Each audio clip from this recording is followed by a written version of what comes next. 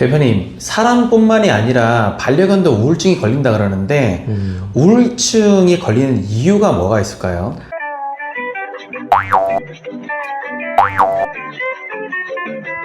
랑이회니의 개인 시간. 우울증의 시작은 아무래도 당연히 스트레스죠. 활발하게 무언가 실내에서도 움직여야 되고 외부 실외로 나가서도 또 사적 활동도 해야 되고 또 집안에서도 중간중간에 무언가는 풀어줘야 되는데 이런 활동량이 이제 없어지는 친구들이 서서히 이제 시작되는 게 이제 우울증인데 이 첫 번째 단계가 보편적으로는 실내에서 무기력하게 있는 친구들 간혹 보면 우리 애는 잠만 많이 자요. 우리 애는 그냥 맨날 저렇게 저기 방석에 엎드려만 있어요. 아니면 보호자와 같이 늘 TV를 보고 있거나 늘 소파에 같이 옆에 이렇게 엎드려 있는 친구들.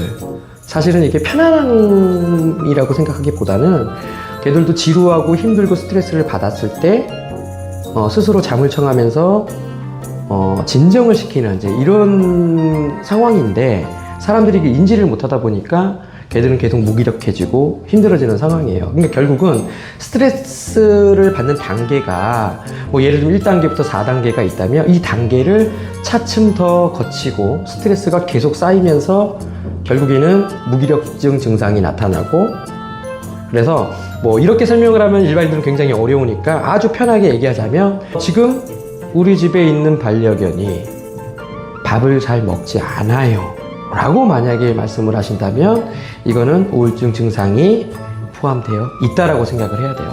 그러니까 사실 개들한테는 이 먹는 게 다고요. 아프더라도 뭔가 줬을 때 밥을 먹을 수 있는 게 정상적인 건데 이런 부분들에서 밥을 먹지 않는 상황이 이루어진다면 심리적으로 굉장히 힘든 상황.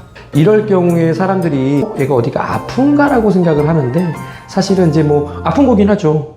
심리적인 것도 똑같으니까. 그래서 보편적으로 무기력하고 밥을 먹지 않는 것까지가 우울증 증상의 시작이라고 생각을 하면 됩니다. 뻔한 얘기예요. 우울증 증상은 보편적으로 보호자들이 하루 종일 24시간 같이 있는다고 해도 특별한 문제가 생기지 않으면 굉장히 잘하고 있는 건데도 불구하고 놀아주는 이런 것들이 없단 말이야. 그러니까 걔들은 사람들하고 다르거든. 그렇기 때문에 중간중간에 놀이도 해줘야 되지. 그리고 일부 어때요?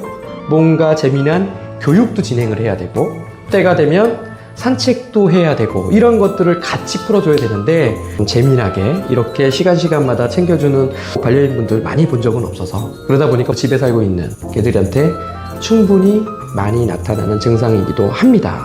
그래서 이런 우울증 증상을 풀기 위해서는 당연히 외부 활동 많이 해주셔야 되고 다만 이런 외부 활동을 할 때 오랜 시간 나가서 하는 것보다는 짧은 시간 많이 나가서 예를 들면 산책을 한 번 하는데 1시간 있다 이거 이것보다는 뭐 3분도 좋고 5분도 좋고 회차를 차라리 그렇게 10번 20번 나가서 자꾸 좀 활동량을 좀 풀어주는 이런 활동을 해야 실질적으로 이 우울증 증상에서 빨리 벗어날 수가 있어요. 결국은 굉장히 심한 고도의 스트레스로 인한 증상이 우울증 증상이라고 생각을 하시면 이해가 좀 빠르실 거예요.